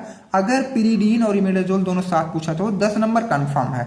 अब हम इसी में इमिडाजोल भी देख लेते हैं। ये इमिडाजोल होता क्या है, imidazole is a heterocyclic compound, ये भी आपका हेट्रोसाइक्लिक कंपाउंड होता है विद द फार्मूला। इसका फार्मूला क्या होता है, C3H4N2, इसमें कार्बन 3 होंगे और हाइड्रोजन 4 होंगे और नाइट्रोजन डबल होंगे, ठीक है। It is a 5 membered ring, और ये क्या है, 5 मेंबर्ड रिंग स्ट्रक्चर होता है, जो कि अपने साथ 3 कार्बन एटम रखते हैं, 2 नाइट्रोजन एटम रखते हैं, जो कि नॉन एडजेसेंट पोजीशन पर ही होते हैं। यहाँ पे आपको इसका स्ट्रक्चर दिख रहा है। ये कभी 2 मार्क्स का क्वेश्चन आपका जान लो क्लियर हुआ, इमिडाजोल क्या होता है, उसका स्ट्रक्चर क्या होता है, ठीक है। और इसी के साथ इसका मेडिसिनल यूज पूछेगा। बाकी ये मेडिसिनल यूज आपका आगे तो अभी क्लियर ही हो जाएगा कि इसका मेडिसिनल यूज होता क्या है, ठीक है। अब इसके बाद सबसे पहले हम इसका सिंथेसिस पढ़ लेते हैं। ये जो इमिडाजोल आया है इसका सिंथेसिस, जैसे डेबूस मेथड से, सिंथेसिस का मतलब क्या है कि मेथड ऑफ प्रिपरेशन, इसको हम लोग कैसे बना सकते हैं। तो Debus method, in this synthesis dicarbonyl compound are condensed with aldehyde in the presence of ammonia. इस सिंथेसिस में क्या होता है, डाइकार्बोनिल कंपाउंड कंडेंस होता है एल्डिहाइड के साथ और अमोनिया के प्रेजेंस में। ये आपका बेंजिल है, ठीक है, और अमोनिया के प्रेजेंस में ये हो रहा है, तब जाके फाइनली आपका बन रहा है 2,4,5 ट्राइफेनिल 1H इमिडाजोल, जो कि डेरिवेटिव है इमिडाजोल का, ठीक है। अब उसके बाद डिहाइड्रोजिनेशन ऑफ इमिडाजोलिन, इमिडाजोलिन का डिहाइड्रोजिनेशन जब करेंगे तब भी हमारा इमिडाजोल बन के आ जाएगा, ठीक है। Barium manganate convert imidazolines into imidazole in the presence of sulphur. Ethylene diamine इधर है, उसके बाद यहाँ पे दोनों आपस में जब ये रिएक्ट कर रहे हैं तो फाइनली हमारा BaMNO4 के प्रेजेंस में तब जाके कहीं 2 एल्किल इमिडाजोल आपका बन के आ रहा है, ठीक है। तो इसको हम बोलते हैं डिहाइड्रोजिनेशन ऑफ इमिडाजोलिन। इमिडाजोलिन का क्या किया गया, यहाँ पे डिहाइड्रोजिनेशन किया गया है, ठीक है। अब थर्ड वाला जो हमारा आता है from alpha haloketone. Alpha haloketone हम लोग कैसे बनाएंगे, alpha haloketone react with amidines to form imidazole. ठीक है, अब क्लियर यहाँ पे लिखा गया है कि अल्फा हेलो कीटोन रिएक्ट करेगा एमिडीन के साथ, तब जाके हमारा इमिडाजोल बनेगा। इमिडाजोल का डेरिवेटिव बनेगा मतलब 4 फेनिल 1 H इमिडाजोल बनेगा। ठीक है, तो ये कुछ चीजें आप लोग कई बार प्रैक्टिस करेंगे ना तो आपको आपके माइंड में आसान तरीके से सेट हो जाएगा। अब फिर वही केमिकल रिएक्शन आएगा। इसके पहले वाला अगर केमिकल रिएक्शन आपको अच्छे तरीके से समझ में आया होगा तो ये केमिकल रिएक्शन बहुत आराम से आपको समझ में आया होगा। इसमें आपको ये जो चेंजिंग करनी है दूसरे पोजीशन पे करनी है और 5वें पोजीशन पे करनी है। ठीक है, यहाँ पे और कुछ नहीं करना है। अब देखो इमिडाजोल आपको इधर दिख रहा है ना, तो दूसरे और 5वें पे करना है। पहला पोजीशन ये, दूसरा पोजीशन ये है, 5वां पोजीशन ये, तीसरा ये, चौथा ये। अब देखो हेलोजिनेशन जब इसका होगा तो Br2 और CHCl के प्रेजेंस में तब जाके हमारा Br आपका दोनों पोजीशन पे ये ऐड हो जाएगा। ठीक है, 5वें और दूसरे पे, तो 2 4 5 ट्राइब्रोमो इमिडाजोल बनेगा। जब इसका आयोडीनेशन होगा तो आयोडीन और Ki के प्रेजेंस में तब इसका जो नेमिंग आएगा 5 आयोडो इमिडाजोल आएगा। ठीक है, अब HNO3 और H2SO4 के प्रेजेंस में जब नाइट्रेशन इसका होगा, इमिडाजोल का नाइट्रेशन होगा, तब कहीं आपका जब NO2 ग्रुप इधर 5 वाले पोजीशन पे और 2 वाले पोजीशन पे ऐड होंगे तो 5 नाइट्रो इमिडाजोल बनेगा। ठीक है, ये आपका क्लियर हुआ। अब इनमें ऑक्सीडेशन करवाना है। ठीक है, अब इन्हीं में हमको क्या करना है, ऑक्सीडेशन करवाना है इमिडाजोल का। अब देखो oxidation of imidazole in the presence of H2O2 leads to ring opening. अब देखो जब H2O2 के प्रेजेंस हम लोग करेंगे ना तब कहीं इसका जो रिंग है ये इमिडाजोल का वो रिंग ओपन हो जाएगी। तो जब रिंग ओपन हो जाएगी तो उसका नाम आ जाएगा ऑक्सैलामाइड। ठीक है, एक रिएक्शन हो गया। और रिएक्ट विथ KOH, जब ये KOH के साथ रिएक्ट करेगा तो क्या होगा, When imidazole react with KOH, it give potassium salt। जब इमिडाजोल जो है रिएक्ट करेगा KOH के साथ तो पोटेशियम साल्ट हमें मिलेगा। यहाँ पे ये रिएक्शन करवाया गया है जहाँ पे फाइनली आपको पोटेशियम साल्ट दिख रहा होगा। ठीक है, तो आपको यहाँ तक क्लियर हुआ होगा। एंड इसके बाद हम लोग जानेंगे इसका जो मेडिसिनल यूज होता है। ठीक है, ये इमिडाजोल का मेडिसिनल यूज क्या है। पहला जो मेडिसिनल यूज है इसका, it is an anti amoebic agent use for treatment of amoebic dysentery. Amoebic dysentery में इसका यूज किया जाता है जिसको हम लोग एंटी अमियोबिक एजेंट बोलते हैं। इसका डेरिवेटिव या इमिडाजोल ही एंटी अमियोबिक एजेंट में यूज होता है। पहला हो गया। दूसरा, it also use in anti thyroid drug. इसका हम लोग यूज करते हैं एंटी थायराइड ड्रग्स में भी। ठीक है, अगर किसी को थायराइड हुई है तो इसका डेरिवेटिव या इसी ड्रग को दे करके उसको हम लोग प्रिवेंट या रोक सकते हैं। दूसरा क्या है, also use in control of hyper thyroidism. इसका यूज हम लोग कभी कभी करते हैं थायराइड जो बढ़ी होती है उसको कम करने में, मतलब हाइपर थायरॉयडिज्म के कंडीशन में भी इसका यूज किया जाता है। ठीक है, अब उसके बाद हमारा 3 क्वेश्चन जो है ये कंप्लीट हुआ। अब आई क्वेश्चन 4th की बारी। अब ये जो क्वेश्चन 4th है हमारा, अब हम लोग इसको जानेंगे। Right synthesis and medicinal use of pyrimidine and purine with their derivative. अब इसमें आपको सिंथेसिस और मेडिसिनल यूज ही केवल देखना है, इसमें रिएक्शन अब नहीं देखना है। किसका किसका किसका देखना है, pyrimidine का और प्यूरिन का, 2 चीज का। ठीक है, it is a heterocyclic aromatic compound with the formula C4H4N2। ये जो हमारी pyrimidine होती है ये भी एक हेट्रोसाइक्लिक एरोमेटिक कंपाउंड होता है जिसका फार्मूला हमारा C4H4N2 होता है। ठीक है, मतलब कार्बन की संख्या 4, हाइड्रोजन संख्या 4, नाइट्रोजन संख्या 2, consisting of A 6 membered ring, जो कि 6 मेंबर्ड रिंग अपने साथ कंसिस्ट करता है। ठीक है, मतलब अपने साथ ये रखता है 6 मेंबर्ड रिंग, और जिसमें कार्बन 4, हाइड्रोजन 4, नाइट्रोजन 2। ठीक है, containing 2 nitrogen atom, nitrogen atom 2 आपको दिख ही रहे हैं। मतलब इसको हम लोग क्या बोलेंगे, फाइनली pyrimidine बोलेंगे। pyrimidine किसको बोलेंगे, जिसके साथ कार्बन 4 रहे, हाइड्रोजन 4 रहे, नाइट्रोजन 2 रहे, उसको हम लोग बोलेंगे pyrimidine। और वो एक वो मतलब साइक्लिक रिंग भी रहे, 6 मेंबर्ड की रिंग भी रहे। ठीक है, इतना आपका क्लियर हुआ। अब इसी क्वेश्चन में क्लियर ये पूछा है इसका सिंथेसिस क्या है। सिंथेसिस का सेंस ये है कि मेथड ऑफ प्रिपरेशन इसका क्या है और कैसे किया गया है, हम लोग इसको जानेंगे। तो सबसे पहले ये गैब्रियल सिंथेसिस, ये जो pyrimidine बनाने का तरीका है ये एक नाम से आया, गैब्रियल सिंथेसिस के नाम से। अब हम गैब्रियल सिंथेसिस जान लेते हैं। It involves reaction between urea and malonic acid to give barbituric acid. जब दोनों ये यूरिया और मेलोनिक एसिड आपस में रिएक्ट कर रहे हैं तो बारबिटूरिक एसिड मिल रहा है। क्या मिल रहा है, जब मेलोनिक एसिड और यूरिया आपस में रिएक्ट किए तो बारबिटूरिक एसिड यहाँ पे क्लियर वे में, जब दोनों आपस में ऐड हो रहे हैं तो बारबिटूरिक एसिड मिल रहा है with PuCl3 and zinc dust give pyrimidine. अब PuCl3 के प्रेजेंस में और जिंक डस्ट के प्रेजेंस में तब जाके कहीं हमारा फाइनली पिरिमिडीन मिलता है। ठीक है, तो देख रहे हैं आप लोग 1 2 3 4 स्टेप है लगभग। तो 4 स्टेप बहुत आसान है, केवल आप लोग इतना थियरी है, जब आप लोग पढ़ लेंगे ना तो यही 4 स्टेप बना के आप लोग आगे लिख देंगे। या तो ये 4 स्टेप क्लियर करिए तब थियरी बना के लिख पाएंगे, या तो थियरी क्लियर करिए तो 4 स्टेप आप लिख सकेंगे। ठीक है, तो बहुत आसान है। गैब्रियल सिंथेसिस कुछ भी नहीं करना है, मैलोनिक एसिड और यूरिया दोनों को रिएक्ट कराना है, बारबिटूरिक एसिड बनाना है, बारबिटूरिक एसिड बना के PuCl3 और जिंक डस्ट के यूज करते हुए पिरिमिडीन बना देना है फाइनली। ठीक है, तो गैब्रियल सिंथेसिस से हमारा पिरिमिडीन कैसे बना, कुछ इसी तरह बना। आई होप कि आपका क्लियर हुआ होगा। ठीक है, एंड अब हम लोग नेक्स्ट में चलते हैं। जो हमारा नेक्स्ट आता है वह है वीटेकर सिंथेसिस। ठीक है, कौन सी सिंथेसिस है, वीटेकर सिंथेसिस। अब वीटेकर सिंथेसिस क्या है, रिडक्शन है 2,6 डाइक्लोरोपिरिमिडीन बाय यूजिंग PD कैटालिस्ट। अब ये जो 2,6 डाइक्लोरोपिरिमिडीन है, जब इसका हम लोग रिडक्शन करेंगे PD कैटालिस्ट का यूज करें, पोलेडियम कैटालिस्ट का यूज करके, तब जाके हमारा कहीं पिरिमिडीन बनेगा और क्लोरीन साथ बनेगा। ठीक है, तो बहुत आसान है वीटेकर सिंथेसिस, कुछ भी नहीं करना है। 2,6 डाइक्लोरोपिरिमिडीन को PD कैटालिस्ट का यूज करके आप लोग करवाइएगा सिंथेसिस, तो पिरिमिडीन हमारा फाइनली बन के मिल जाएगा। उसके बाद फ्रॉम एल्किल पिरिडीन। अब एल्किल पिरिडीन से क्या होना है, मेथिल पिरिडीन के प्रेजेंस में हम लोग क्या करेंगे, मेथिल पिरिडीन ये है, उसमें ऑक्सीजन ऐड करेंगे, तब जाके हमारा कहीं फाइनली पिरिमिडीन बनेगा। ठीक है, तो कुछ चीजें ऐसी हैं जिसको आप लोग रट लीजिएगा, 3-4 बार लिखिएगा, तब जाके अच्छी तरीके से आपका क्लियर हो जाएगा।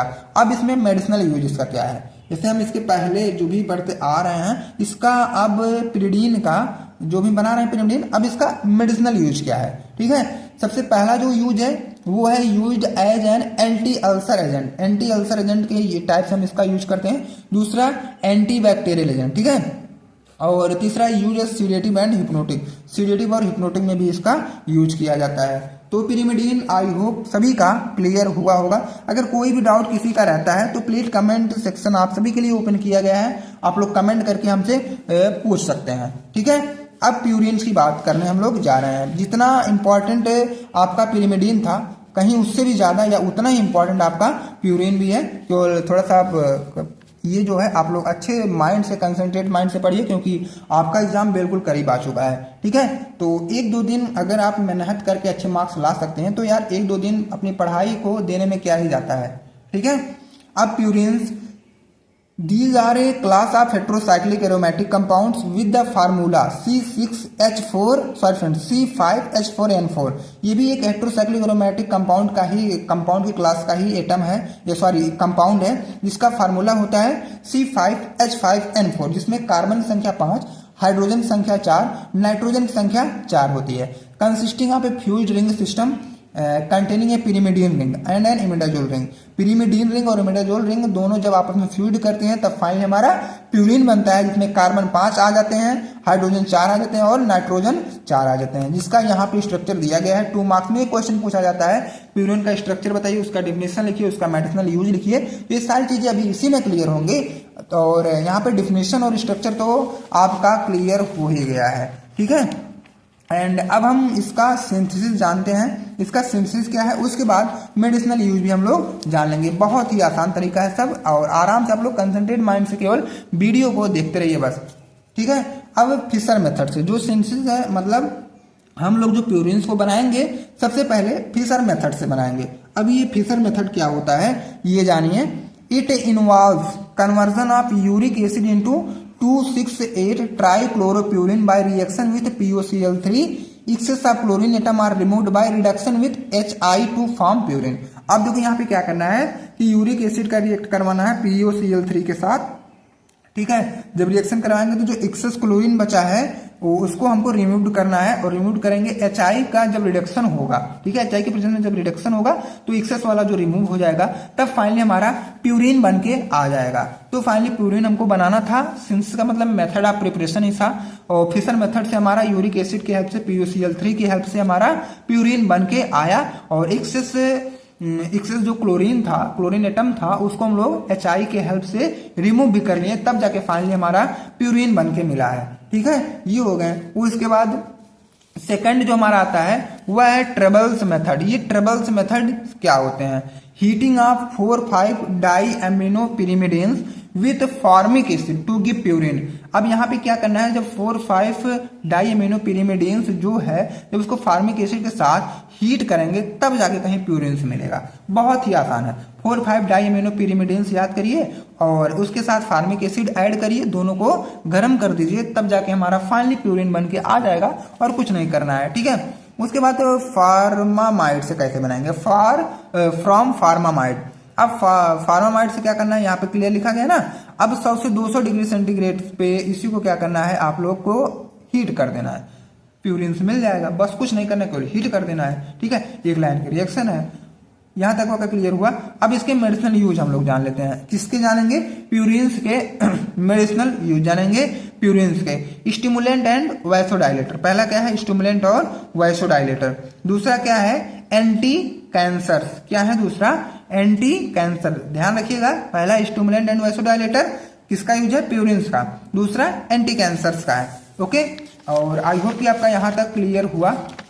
और अब हम इसके बाद चलते हैं अपने यूनिट 5 के क्वेश्चन पे।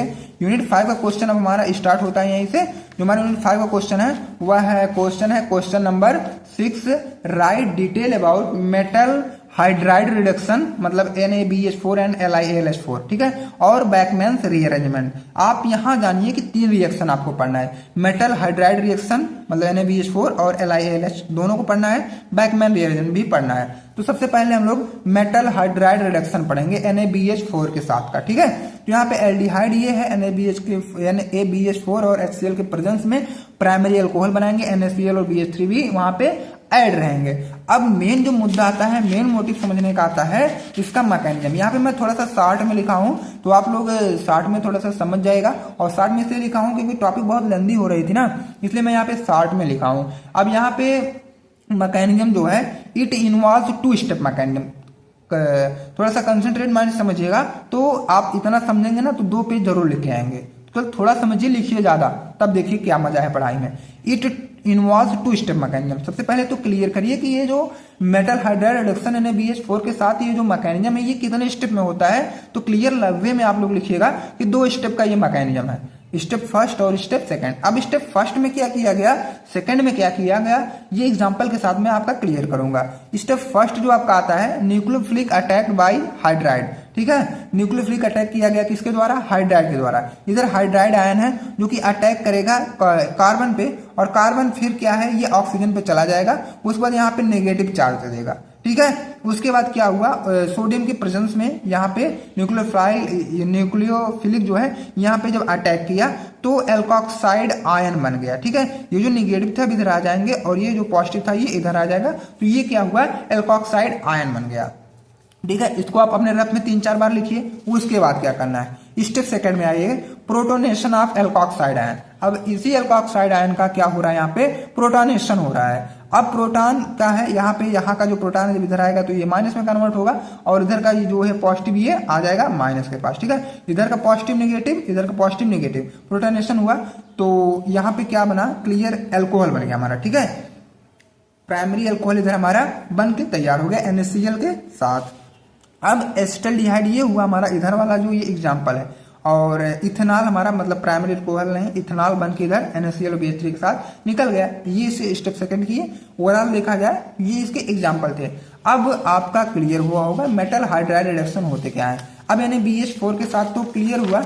अब LiAlH4 क्या होता है ना, इसको भी हमको जानना बेहद जरूरी हो गया। LiAlH4 it is very strong reducing agent. ये क्या है, वेरी स्ट्रॉन्ग रिड्यूसिंग एजेंट है। It reduces aldehyde ketone ester एडिसी, जो मतलब ये रिड्यूस करता है किसको किसको, एल्डिहाइड कीटोन और स्टर्स को, और भी करते हैं। बाकी अभी आप उतना पढ़िए, एग्जाम आपके करीब है ना, तो उतना पढ़िए जो आपके माइंड में कैप्चर रह सके लंबे समय तक। ठीक है, अब रिडक्शन आइए हम लोग करवाते हैं। कीटोन है LiAlH4 H2O के प्रेजेंस में हो रहा है, तो सेकेंडरी अल्कोहल बना LiOH और AlH3 निकलेगा। अभी मैकेनिज्म इनमें क्या है, इट इन्वॉल्व्स 2 स्टेप मैकेनिज्म। जो इसका मैकेनिज्म है ये दो स्टेप का मैकेनिज्म है, स्टेप फर्स्ट और स्टेप सेकंड। ये भी है, सबसे पहले nucleophilic attack by hydride, hydride के द्वारा न्यूक्लियोफाइल इस पे जब अटैक किया तो वही क्लियर हुआ ना, हाइड्राइड आयन जो अटैक किया यहाँ पे, तो ये यहाँ पे माइनस चार्ज आ गया। उसके बाद प्लस वाला जो इधर माइनस इधर आएगा, प्लस इधर आ जाएगा, तो हमारा बन जाएगा ये ओवरऑल देखा जाए तो एल्कोहल ही बनेगा। उसके बाद क्या ही करना है यहाँ पे, स्टेप सेकंड में प्रोटोनेशन करना है एल्कोक्साइड आयन का, ठीक है। ये इधर सॉरी यहाँ पे एल्कोक्साइड आयन बनेगा, ठीक है, एल्कोहल नहीं बनेगा। एल्कोक्साइड आयन जो बनेगा उसका हमको फिर प्रोटोनेशन करना है, ठीक है। प्रोटोनेशन करेंगे, इसके पहले वाला जो भी था सेम वही कंडीशन, प्लस माइनस साथ, माइनस प्लस के साथ, और यहाँ पे उसके बाद हमारा बन जाएगा सेकेंडरी एल्कोहल बनेगा, ठीक है, सेकेंडरी एल्कोहल बनेगा। और अगर हम इसका एग्जांपल देखेंगे तो एसीटोन LiAlH4 के प्रेजेंस में जब रिएक्ट करेगा तो प्रोपैन 2-ओल एल्कोहल बनके ये क्लियर हो जाएगा, ठीक है। ये हमारे थे LiAlH4 के प्रेजेंस का रिडक्शन, ठीक है। आपका क्वेश्चन नंबर 6 भी क्लियर हुआ होगा। अभी नहीं, अभी एक पॉइंट इसमें बचा है, बैकमैन्स रीअरेंजमेंट। ये स्टार्टिंग में ये भी पूछा गया था ना, ये बैकमैन्स रीअरेंजमेंट क्या होता है, अब हम इनको जानेंगे। The Beckmann rearrangement is a chemical reaction. ये तो क्लियर सी बात है कि अभी हमारा एक केमिकल रिएक्शन है in which oxyamines are converted into amide treatment with an acid catalyst or dehydrating agent, ठीक है। इसको हम लोग ट्रीटमेंट करते हैं किसके साथ, एसिड कैटालिस्ट या डिहाइड्रेटिंग एजेंट के साथ, ऑक्सीमेंस को, और वही ऑक्सीमेंस कन्वर्ट होता है एमाइड में। It involves a migration of an alkyl और aryl group from carbon to the nitrogen. और ये क्या है इन्वॉल्व होंगे, मतलब ये एल्किल ग्रुप या एरिल ग्रुप कार्बन से नाइट्रोजन की तरफ धीरे धीरे मूव करके जाएंगे। तो ऑक्सीजन है एसिड के प्रेजेंस में हमारा एमाइड ये क्रिएट कर रहा है, बना रहा है। इसी को अगर 2 मार्क्स में पूछेगा तो इतना लिख दीजिएगा, बैकमैन रीअरेंजमेंट। अगर कहीं 7 नंबर पूछता है तो मैकेनिज्म आप लोग लीजिएगा, छोटा सा मैकेनिज्म, केवल 5 स्टेप का, ठीक है। प्रोटोनेशन हम ऑक्सीजन कर दिएगा, ऑक्सीजन का प्रोटोनेशन करना है, ऑक्सीजन इधर है, इसका प्रोटोनेशन कर देंगे हम लोग, तो प्रोटॉन मतलब H2 इधर ऐड हो जाएगा, ठीक है, इधर ऐड कर देंगे H2।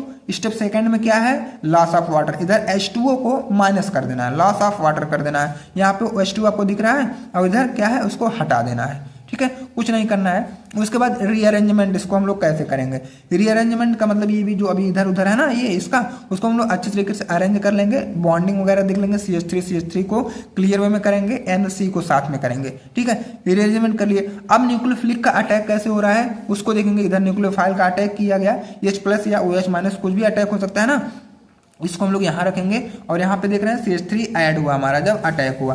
फिर इसको फाइनली 5th स्टेप में फिर अरेंजमेंट करेंगे, ठीक है। तो ये जो रीअरेंज हम लोग अच्छे तरीके से करके फाइनली लास्ट में हम लोग एमाइड बना लेते हैं, ठीक है। यहाँ पे डबल बॉन्ड O है C के साथ और सिंगल बॉन्ड के साथ CH3 है, फिर C के साथ सिंगल बॉन्ड में NH ऐड है, उसके बाद CH3 हमारा ऐड होता है एमाइड के साथ, ठीक है। तो इतनी सारी चीजें आपका आई होप कि क्लियर हुआ होगा। अब क्वेश्चन नंबर 5 हम लोग देखेंगे। सॉरी फ्रेंड, थोड़ा सा यहाँ पे ये जो नंबरिंग है थोड़ा सा इश्यू हो गया, तो पहले हम 6 खोल दिए, अब ये 5 देख लीजिए, ठीक है।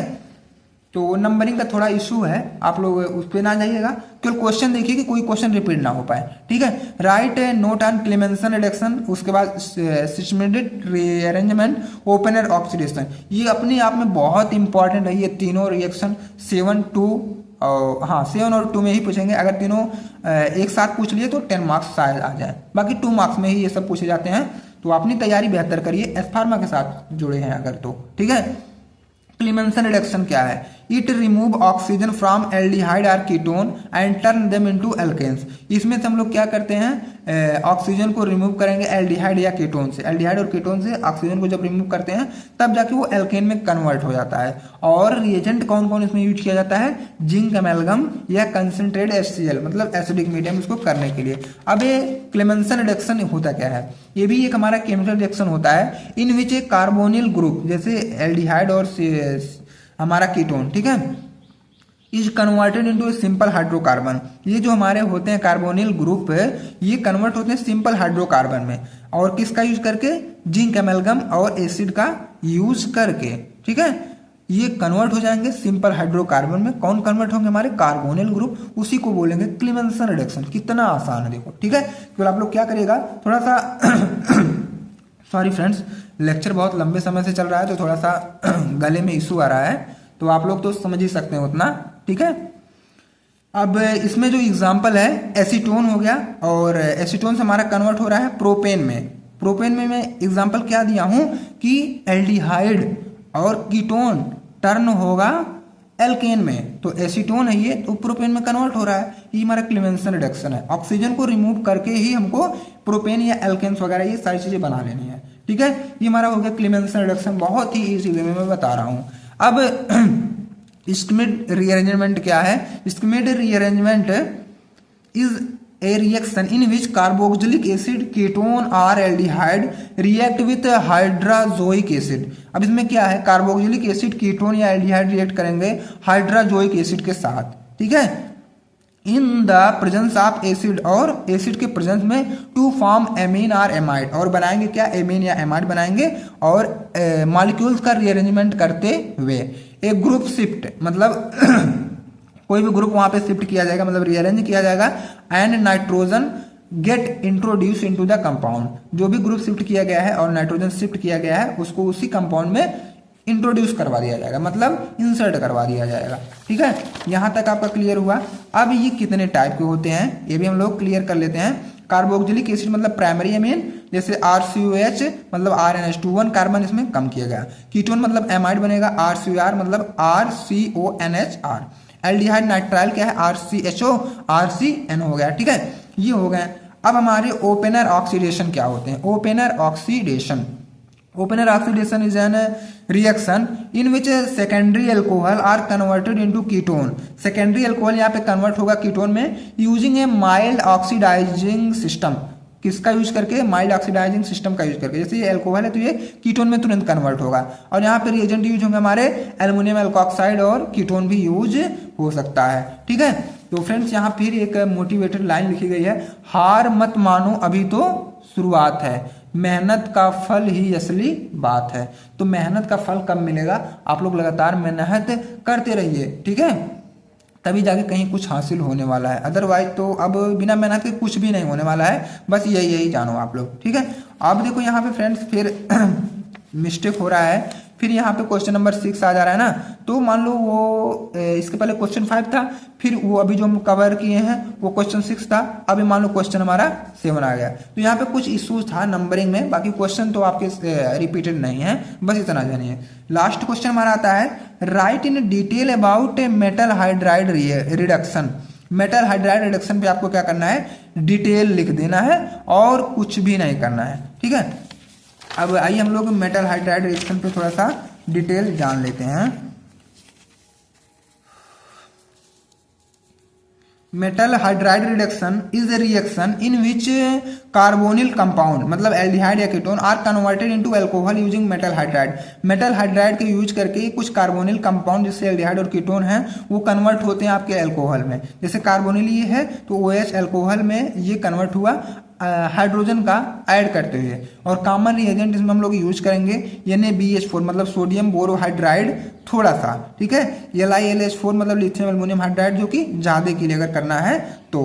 और उसके बाद हमारा बेकमैन रीअरेंजमेंट, फिर यहाँ पे मैं थोड़ा सा लिख दिया हूँ और इजी लैंग्वेज में।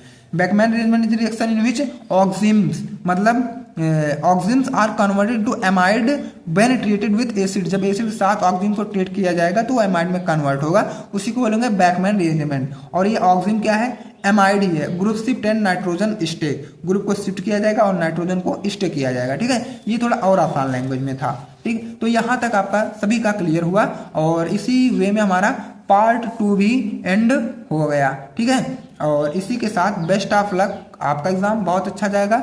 बाकी अब हमारा बच्चा है अभी ये गेस्ट पेपर वगैरह और 2 मार्क्स के निचोड़ बचे हैं ना, तो जल्द ही इसको भी मैं आप सभी तक प्रोवाइड करूंगा।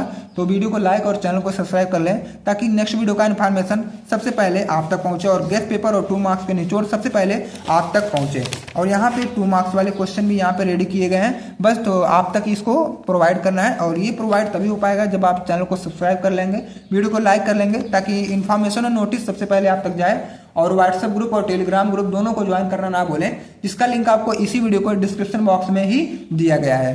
तो thanks for watching this video, best of luck.